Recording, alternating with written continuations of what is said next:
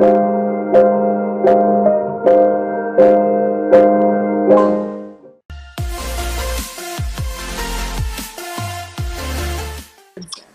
Tanya. Hi, Welcome to Fair hi. Talks. Thank you so much. How are you? How's the I lockdown been? I have been good actually. I mean, frankly, Aditi, I think initially for the first, I think 15, 20 days, maybe even a month, it took a little bit to get used to it because my life is so hectic with shoots and ads and running around that suddenly the halt felt like, oh my God, what's happening? But I think now, since it's been 3 months, I've gotten used to it. And I'm trying to kind of be as productive as I can, from home. So Yeah. what have you been doing? How have you kept yourself productive? Because I've got such great inputs from people who come on Dr. A Talks where they've shared how they have kept themselves busy. So how have you kept busy? Aditi, the thing is, I've always been a home bird, actually. I mean, the only time that I mean, I socialize just a little bit, but I don't really go out and party and stuff. So I'm anyway a home person. I spend a lot of time at home, watching TV shows, watching movies. But I think during this lockdown, I've used a lot of time, doing all those things as well, spending time with my mom, catching up with her, speaking to a lot of my old friends that I haven't spoken to in a long time. So I had like long conversations.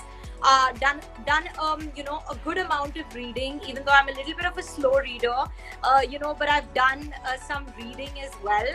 And of course, I think I've spent the last 3 months like working on my website, on my company website, things that I think that I didn't do for a long time, and I kind of piled up. I've used this time productively to do all those things that I haven't done. And of course, where I have a company which is called the Dhoomdham Company, and we do Of course. shows. Yeah, I love that name, by the way. I mean, yeah. when I read about it the first time, I must have said it to myself at least 2-3 times. I'm like, Dhoom Dham. It just sounds so cool. Yeah, I think it's got a ring. What a great name. Yeah. So basically, obviously, as a company, we're planning on what we're going to do, what the next steps are going to be, because obviously we used to do trunk shows offline. So I think, this time is about kind of planning how we can take the digital route, basically, with collaborations and a trunk show, etc. Yeah. Yes, absolutely. I think our entire life is now online. Everything has moved online. I know. So we have to adapt. Think about it, like live sessions or doing a live with someone. I feel like before the lockdown and stuff, or before the whole COVID thing happened, people were doing it, but not that much, and I feel like it's really given that a push. Yeah. In fact, Dr. A Talks I had conceived around a year or a year and a half back, and I never got to doing it because of other commitments, the events. And this actually gave me this opportunity, and I've been doing it regularly. And I'm so enjoying connecting with people like you, bringing in different aspects together and giving back to the people who are listening to us. So Exactly. that's where my next question is going to come from, which is, people say that, okay, you don't have to follow trends blindly. You don't have to dress the way somebody else is dressing. However, how does one find that sweet spot of marrying the trend with your body type and look stylish? So where does one find that, and how does one find it?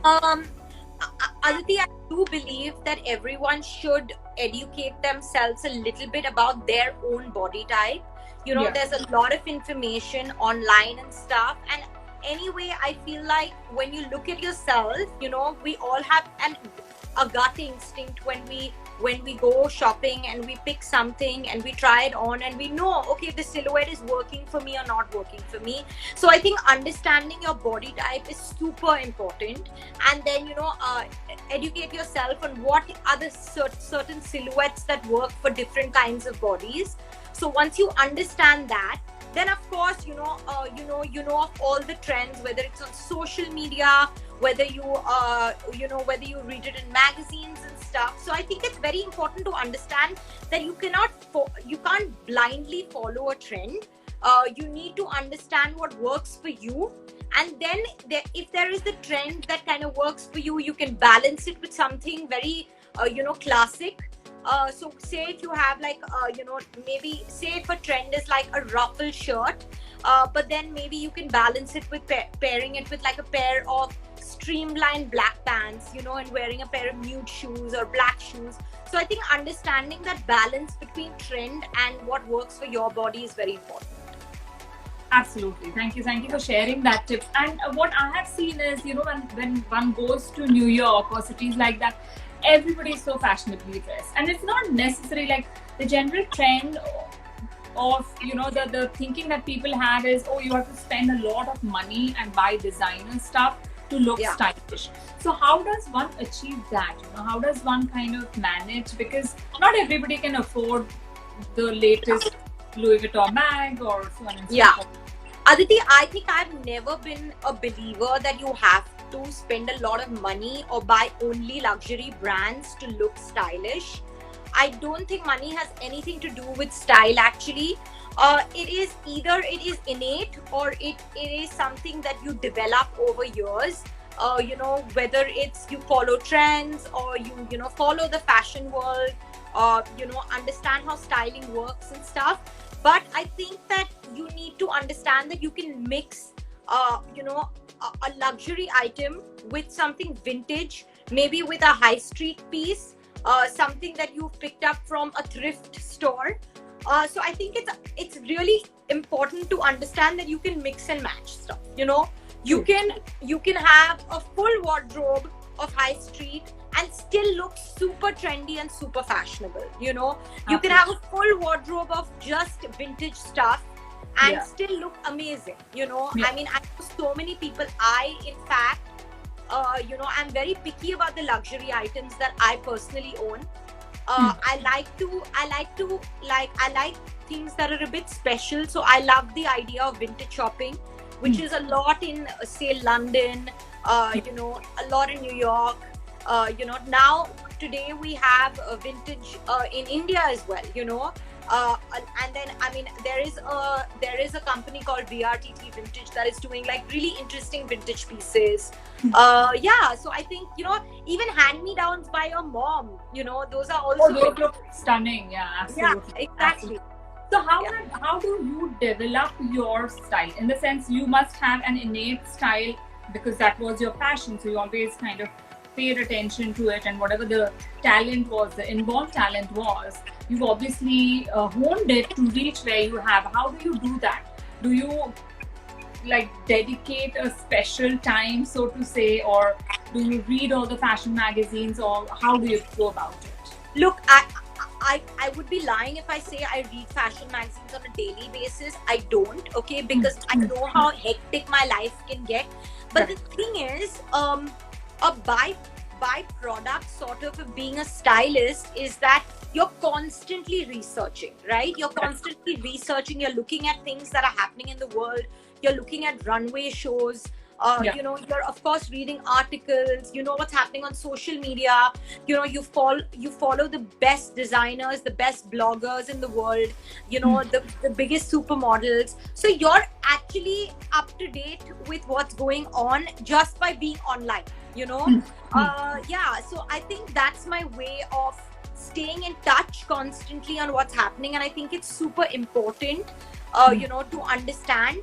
Having said that, I also think it's super important to, if you want to today professionally become a stylist or a designer, if you can go study it and really understand the skill it takes to be a stylist and a designer, I would really recommend to do that. But I use a lot of my morning time. I wake up early, so 7:30. Actually, I think I think it's become like a unless I've had a night where I'm like with my friends and like we're having a drink or whatever, then I might wake up a little later. But otherwise, 7:30 is the time that I wake up.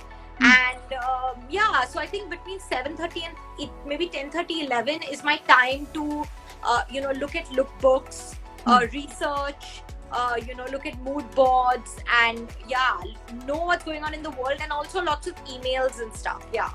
Okay. Now, coming to the girls that you've styled, the Bollywood divas, so to say, and all of them are like super glamorous.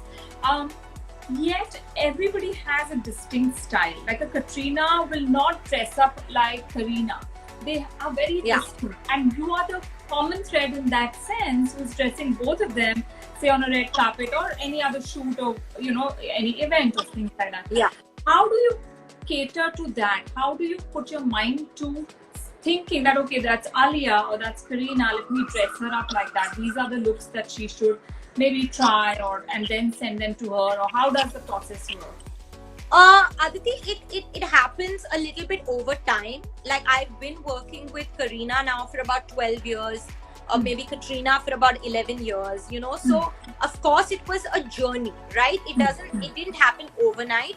I worked with Kareena slowly and steadily. I started doing more and more work with her. I started understanding what she likes and dislikes, I know that she is someone who likes very classic stuff.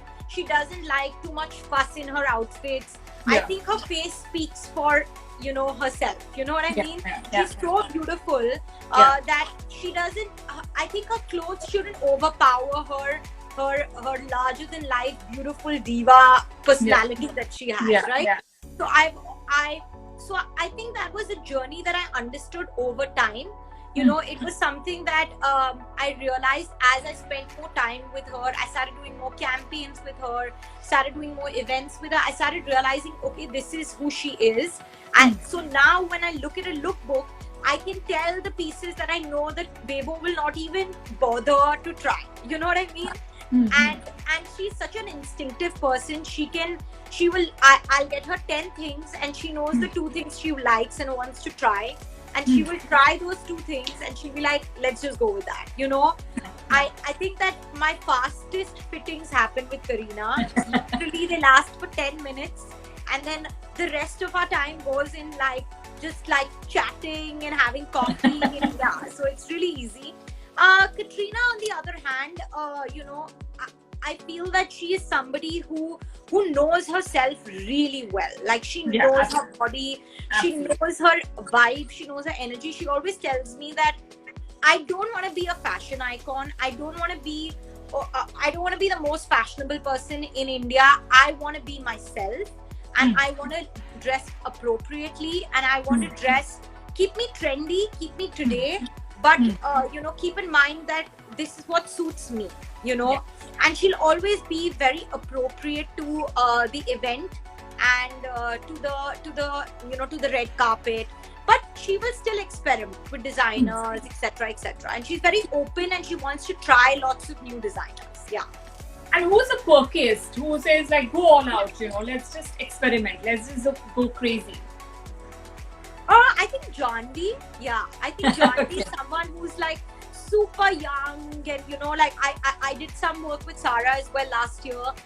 Was it last year? I think 2018. So I think Janvi, Sarah, Ananya recently. I think these are girls who are like just have fun. You know what I mean? Like let's try new things, let's try new silhouettes. I want to work with new designers, Indian designers, international. So I think these are girls that just want to have fun, with fashion. Now that everything is changing and, with the whole situation in US, or even the things that are kind of ruffling many things around us, sustainability has taken a very big centerpiece. How are you looking at fashion on now when things open up, dressing up the divas that you are dressing up? Aditi, we've actually been working with sustainable brands for a while now. So, I mean, I will continue that practice. But of course, having said that, I think that what I'm going to do is, inculcate that habit more and more in my team, get them to write to more sustainable designers. And frankly, I feel like it's very important today to trust and to put in our trust and to use Indian or homegrown brands. We have such amazing brands in India, and I have a company called Dhoomdham Company, and I give the brands a platform to show their amazing clothes. So I've decided to really support brands in India now, the homegrown brands, because I just think they're so talented, and I feel like we have so many celebrities in India, and now with the situation, you know, the whole getting brands internationally is probably going to be a little bit more difficult for the couple, for the next, maybe for the whole year. So this is the year to support Indian brands and put them on the map. Yeah. Yes. Go local. I mean, that's the for sure from now on, right? Yeah. Now, if you had to, I'm just putting you in a hypothetical situation. If you were put on the red carpet where, you know, it's like, let's say, Oscar party, how would you dress up? Who would your designer be? What would the silhouette be? How would your makeup be? How would you dress yourself? You mean like myself? Yes. Oh wow, I've never actually thought about that, because I think my whole life has always been about dressing. Absolutely, that's why the question. Yeah, but I think if I had to, I'd probably pick like a vintage McQueen piece, like an old McQueen archive piece, you know, something on those lines. And depending on the piece, I think I'd keep my hair and makeup very simple. I'm not such a big person for hair and makeup. Like I'd love to do it on the people that I style, but I don't experiment too much with my own hair and makeup. So I'd probably keep like super sleek hair, you know, maybe red lips, and do like a really amazing archive, maybe a black McQueen piece. Yeah, I'd love that. Interesting. That's very interesting. Now, coming to the lockdown, has there been a new learning that has happened to you? Whether it is living with a family or being locked down and not being able to go out. And, you know, in our field, I know that we are running around like headless chicken pretty much, right? Yeah. We don't know where we are getting up, and it's really chaotic.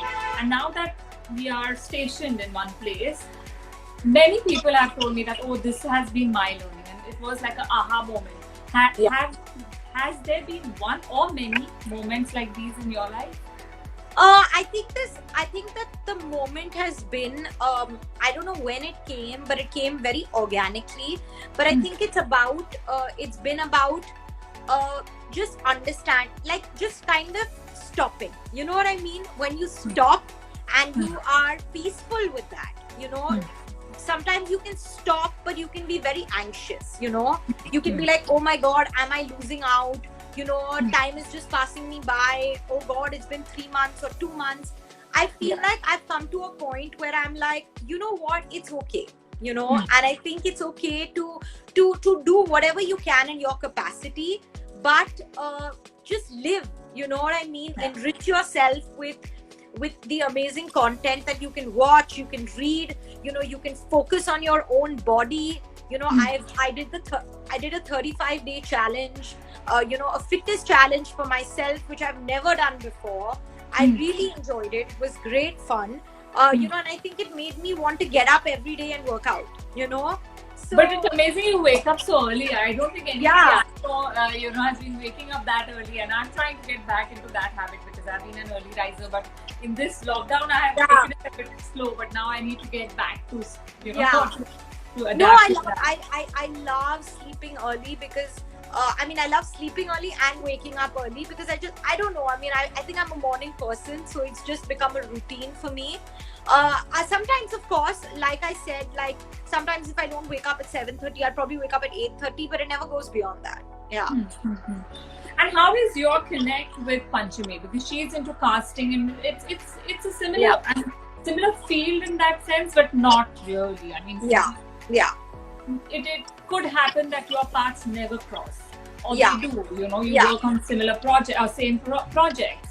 How did that happen? You know, Panchami actually worked on a movie called Wake Up Sid, which actually my brother made, and she was super young, and she wanted to assist Ayan, and she assisted Ayan, and she basically worked in the casting department for Wake Up Sid. So that's how her journey started, and she was assisting for some time, and then she was confident enough. She had the aptitude for it, and you know, it just happened. And Aditi, frankly, we've grown up in a family which was full of people talking and breathing and living movies. You know, yeah, I mean, I'm my one of my cousins is Sunita Gowarikar, who's Ashutosh's wife. Okay. And Ayan was from the Mukherjee family, and Yeah. I mean, we've grown up in a family where film was such an integral part of our life that I think it happened very organically for my sister, that she really enjoyed the process of casting, And She then didn't want to come into similar field as yours to do styling no, I don't think, She not wasn't. really. I mean, just like every other girl, she enjoys dressing up, and she enjoys stealing all my clothes. But yeah, she's constantly stealing my clothes. Sometimes I go to her house and I'm like, hello, that was my dress. That looks How did you familiar. reach her? Yeah, it's all the time. But I think I don't think that she ever had the inclination towards fashion or styling. Yeah. And your parents were okay with both of you girls entering this field, or was it like, okay, they said that no, maybe you should take a little easy or be careful because of the stories that one hears? No, not really. I think my dad and my mom are super liberal, and they just wanted us to do what we were happy doing, So I think, yeah, and my dad actually played cricket for India, and he followed his dream, and he did what he wanted to do, that was his passion. Yeah. So I think he was always of the school of thought that you need to do what you really love doing. That's the only way you'll excel. So yeah, I think they never pushed us into.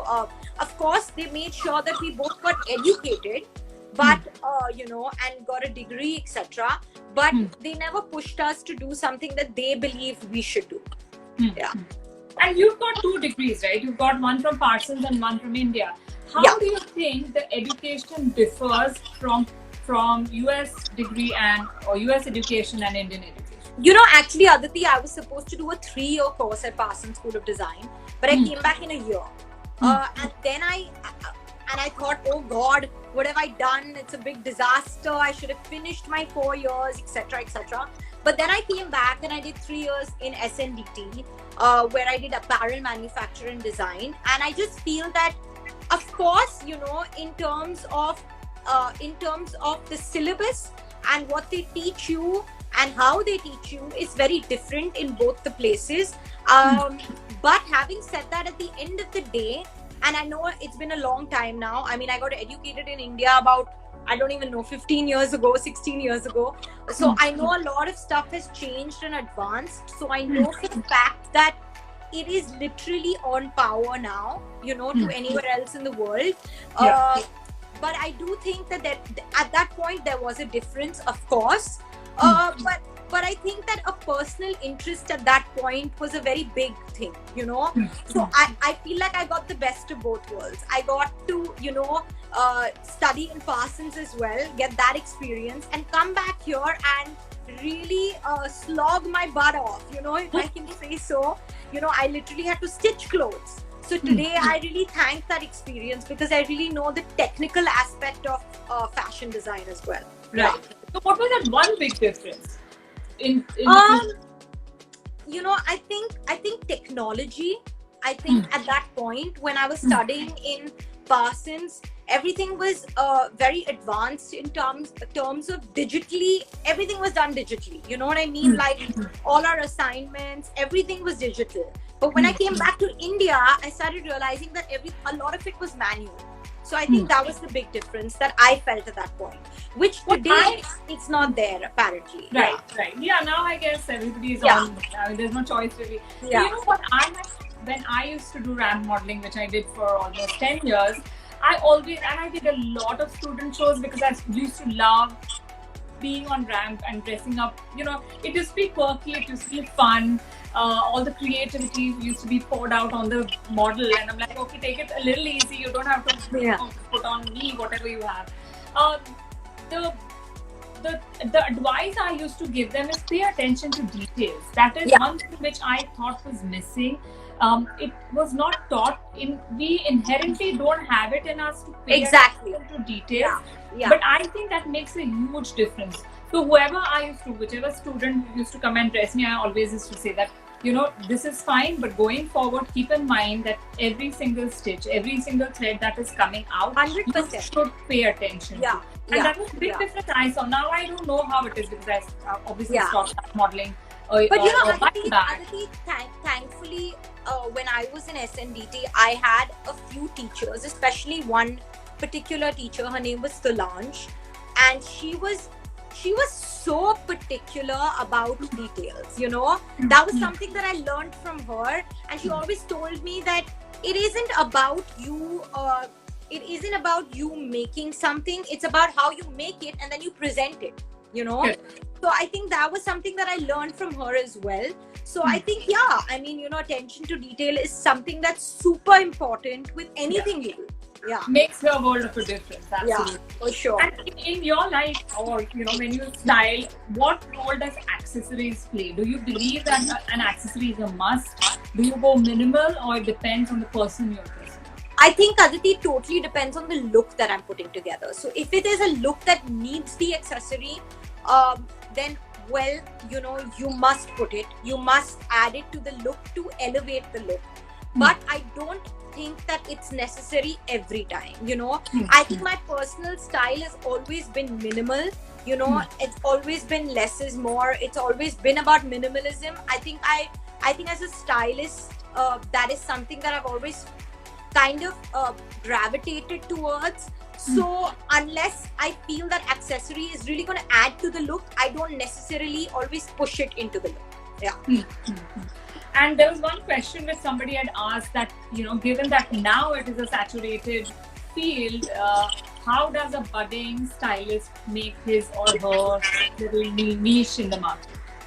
I don't think it's really that saturated, Aditi, like in terms of the fact that if you are super talented and if you are genuinely, interested, and if you have the skill, and I feel like if you work super duper hard, and I feel like the creative field is such a large kind of ocean, you know what I mean? Yeah. That if you are good enough, and not good enough, if you are amazing, then and if you work really hard, then it's going to happen for you. You know what I mean? Maybe you need to bring something new to the table. That's something that I feel like I would love to tell the newer people that follow everyone, but bring something new to the table that no one else is doing. Something unique, which makes you stand out, I guess, when you dress somebody up. Somebody's also asking, how can one get an internship with Tanya? So I don't have a spot right now. So I guess when work really starts off with that, which I do think will take a little bit of time given the situation, you can just email me on tanyaghavrioffice@gmail.com. That's where I look at my the resumes and stuff of my interns or the email. So they can do that. Okay, that's cool. Now, given that we've had such a wonderful conversation with you, and I thank you once again for accepting my invitation to come on Dr. A Talks, what is that one last message that you would like to give to all our viewers? I think my one last message would be that, I feel like this year has been full of uncertainty and anxiousness, but I think that we need to look ahead and be positive, and just understand that everything is a phase, and this is a phase as well. I'm hoping it doesn't last too long than it already has. And I feel like it's going to pass, and better times always come, and they will come. So I think just stay positive and stay motivated. I think it's very important to stay motivated. And I've been watching, I think everyone's watched the show called The Last Dance on Netflix. It's about Michael Jordan's life. It's really motivated me to believe that, you just got to keep going ahead. You just got to keep working hard and have, have the right attitude to make things happen in your life. Yeah. Absolutely. Thank you so much. And a big hello to Panchami. We did a show together. I never got a chance to meet her, but it was her firm that did the casting for me. So my regards to her. And thank you, Aditi. It was really fun. Sorry? I said thank you, Aditi. It was really fun. And lots of love, and take care. You too. Bye. Bye.